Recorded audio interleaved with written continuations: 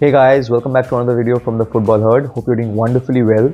So in this video, I'll be discussing about the must-have players from Game Week 33 onwards, and also the differential players who have a very low ownership, the key differential players that you can own, because in this tenure of Game Week 33 to Game Week 38, we'll be having 3 double game weeks. I'll be discussing at length about these pointers, and also I'll be doing the team selection for Game Week 33 and also the fantasy challenge team for Game Week 33. So it will be a very concise and precise video, so make sure you watch the video till the end. And if you do like my content, please do drop a like and subscribe to my channel. And if you have any questions, please drop them below. So without delaying any further, let's get started. We are all aware that teams like Manchester City do not double in Game Week 34, and teams like Liverpool and Arsenal have a very favorable double game week in 34. So it's a must that you should have at least 3 players from each team. Now it completely depends on your strategy, that if you want to play the free hit in game week 34 or not. I am someone who is not having the free hit in 34. So my strategy is that I'll be bringing in all those players which double till game week 34. Then I'll activate the wild card in 35 and I'll play the bench boost in 37. So having that mindset, I am bringing in players of Liverpool and Arsenal till game week 33. You can very well see from the underlying data and the predicted FPL points for the upcoming 4 game weeks. Salah is at 39, which is I think the highest, right? Now we see that it is not that much for Virgil van Dijk. Now I think that this is because that Liverpool might not keep a clean sheet, and it's been long due that Virgil van Dijk scores a goal. That's why it's a bit low, and it's at 21. Then Kevin De Bruyne has 24 points in the expected upcoming 4 game weeks. I feel that this is pretty much biased and it is not proper. I feel that this number should be at least around 30-32. Because considering that he does not have a double game week lined up, he is a single game week player. But if you have him in your team, I feel that keeping hold of De Bruyne is a must. Now, I wouldn't have said this because he was rested in the UCL game, he was unwell, and Phil Foden also picked up a knock. So I think that if De Bruyne is recovering from that illness of his, then he is confirmed starter for the upcoming game week 34 and also the subsequent game weeks. Now talking about Bukayo Saka. Now Saka was the most pivotal player in the UCL match that we saw against Bayern Munich. Now everything that Arsenal were doing were from the right flank in the first half itself, and he was also denied a late penalty shout, and he was scintillating, to be honest. Now if he is in that scintillating form, I think that he is a very good captaincy shout in game week 34 also. That's why he is nailed in my team. Now coming to Gabriel, now many of them are doubling up on Arsenal defenders. That is a good ploy to have Gabriel and someone like White or Saliba. But out of the 3, I feel that the Brazilian is nailed for me, because the aerial threat that he possesses is of utmost stature, and he is nailed in my team. I will look to gather all the 24 expected points that we have in the screen, right? Now coming to Havertz. Now Havertz has been such an amazing player for Arsenal, and as a very good FPL asset, because he has given double-digit returns in 3 double-digit returns in the last 6 game weeks. So I think Havertz is a dark horse, and he has the lowest ownership amongst Saka and Gabriel. So I feel that Havertz is a very good pick. If you do not have him, I will be someone that I'll be trying to bring Havertz in. I already own Odegaard, so that is something that I am assessing right now. But if you do not have a third Arsenal player in your team, I will definitely request you guys to keep tabs on Havertz. In all the years that I've played FPL, I believe that picking up the right differential is the most essential thing in FPL. If you are able to nail that perfect differential, then you will have an automatic edge over your other competitors in your mini leagues, and it will be a very smooth sail for you. So having said that, I have segmented this video into defenders, midfielders and forwards. So I'll start with the defenders. So the defenders that I feel are differential picks for the upcoming couple of game weeks are, first is Senesi. Now why Senesi? Because I feel that he will be nailed. He was out with an injury. We also saw him join the match at the fag end of it. So I believe that he is picking up his fitness. And though the expected FPL points are pretty low, it's 14 for Senesi, the upcoming 4 game weeks. I believe that this is because of his injury, and his expected minutes are pretty low in the model. So having said that, we see that already he has racked up 70 FPL points and his ownership is only 1.8%. Now many people have the likes of Zabarni and others, Kirkez, but I feel that Senesi also has that goal threat that we used to see him score a lot of goals in the beginning of this season. So I believe that Senesi is a very crucial differential. Now coming to the next player, that is Anderson from Crystal Palace. Now Anderson is someone that has the highest ownership amongst the differential picks that I'll be talking about. His ownership is around 13.1%, and which is pretty much evident from the set piece threat that Anderson possesses, right? He has 88 FPL points, and the numbers speak for itself. Now the fixtures of Crystal Palace are also a bit favorable, not that much favorable, but I will say a bit favorable. That's why I have opted for Anderson, and also for one more reason, that I am expecting Palace to at least put on a good show defensively against Newcastle, if not for all the matches, right? So that's why I've opted for Anderson. Now the third pick is a pretty strange pick, that is Trent Alexander-Arnold, right? The news is broke that Trent is fit, and I'm sure that Bradley owners should be concerned, because I think in the run-in, Liverpool will definitely opt for Trent.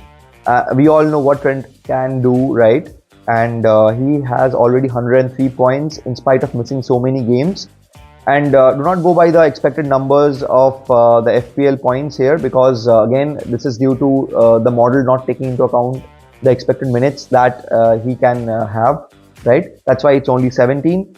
But his ownership of 7.7% is so nice.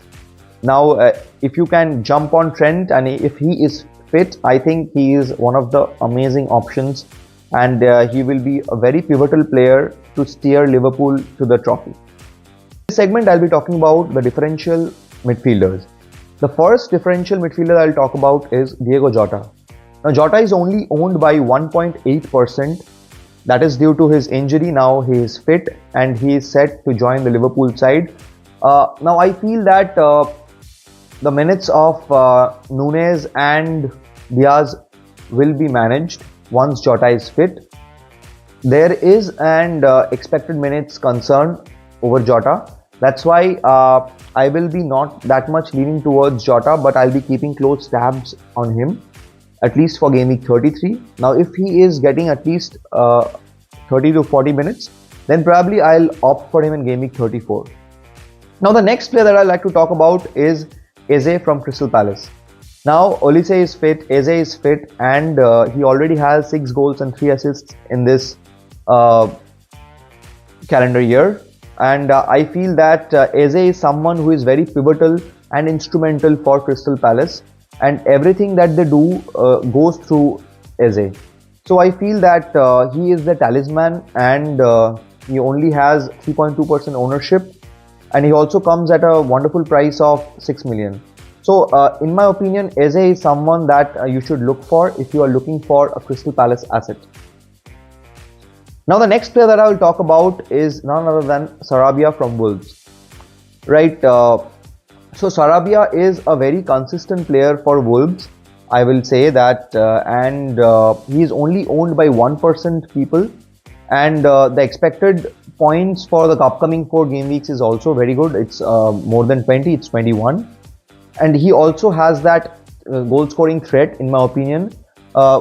When you talk about Wolves, a lot of names come into the foray, like Wang, then Matheus Cunha, but I think Sarabia is a standout pick currently due to his form.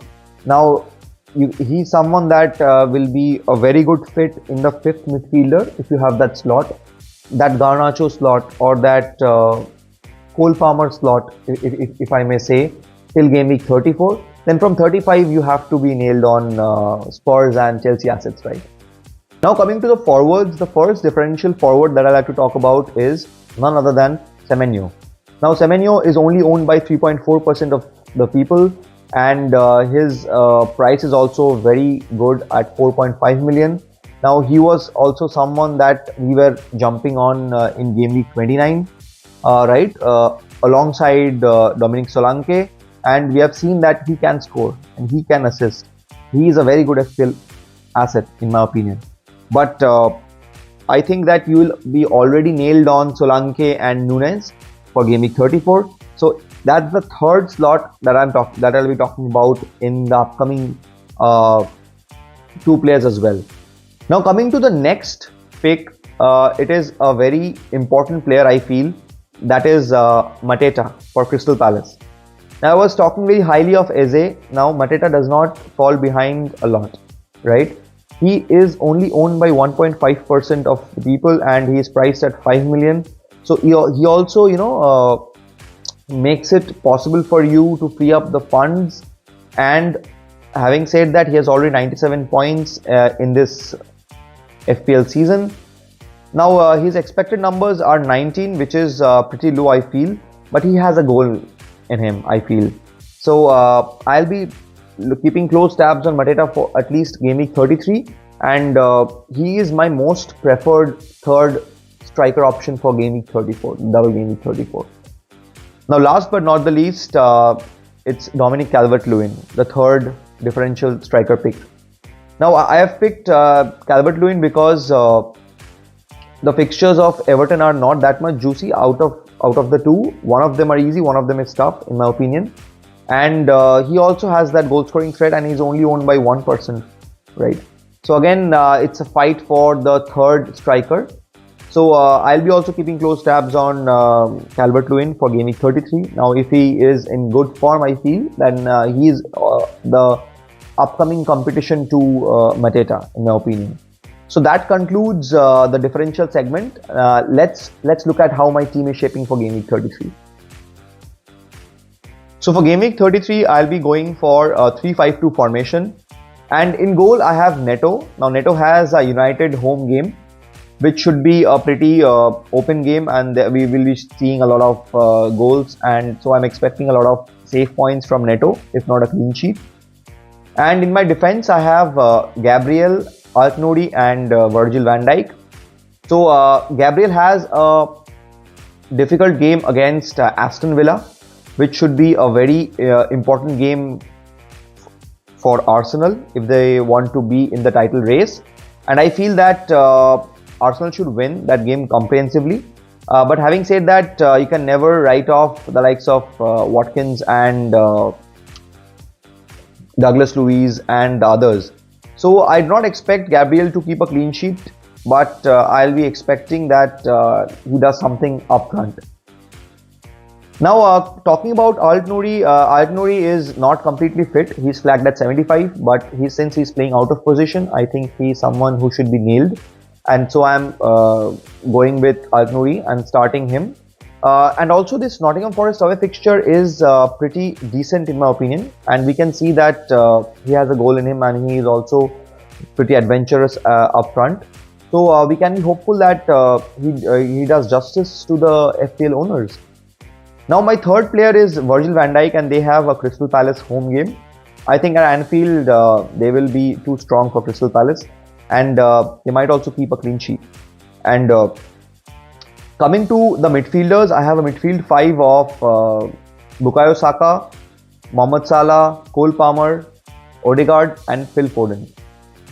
Now we saw that Phil Foden picked up a knock in the Champions League tie, so I'll be keeping close tabs on him.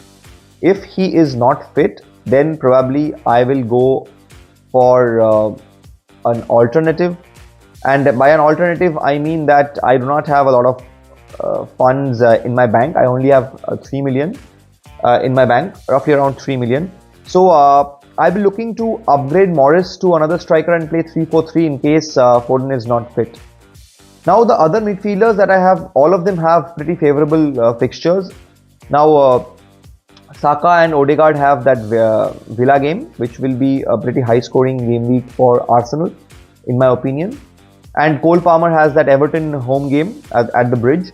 So I feel that Palmer will be again firing on all cylinders, and he's also on pens, so he's nailed in my team.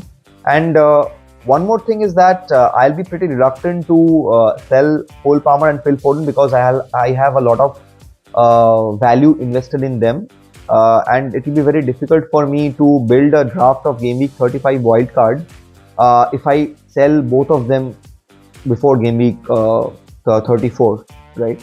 So I'll look to bench Cole Palmer and Phil Foden, and so I'm keeping hold of them currently. And Mohamed Salah has that Crystal Palace game in which I think he should be at least giving us a double-digit return. Now, off late, we have seen that Salah is not being that much prolific and he's missing a lot of chances. In the last game against United also, we saw him squander a lot of easy sitters. But having said that, we can only hope for the best. Now, in my forwards, I have Darwin Núñez and Solanke. Now, Darwin Núñez is again my third Liverpool pick. And I'm keeping Núñez for one more week, because in game week 34 they double, just like I have discussed. And Solanke has a tough fixture against United, but since they have a lot of gaps and they are conceding at will, I feel that Solanke might score in this match. So that completes the team for game week 33.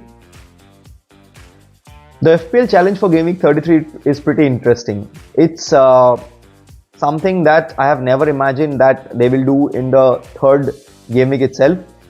It's known as sportsmanship. So if a player gets a yellow card, he is getting -5, and if he is getting a red card, he is getting -8. So we have to be very cautious in selecting the FPL challenge team, that players who do not indulge in rough tackles and picking up yellows or reds, we have to abstain from such players.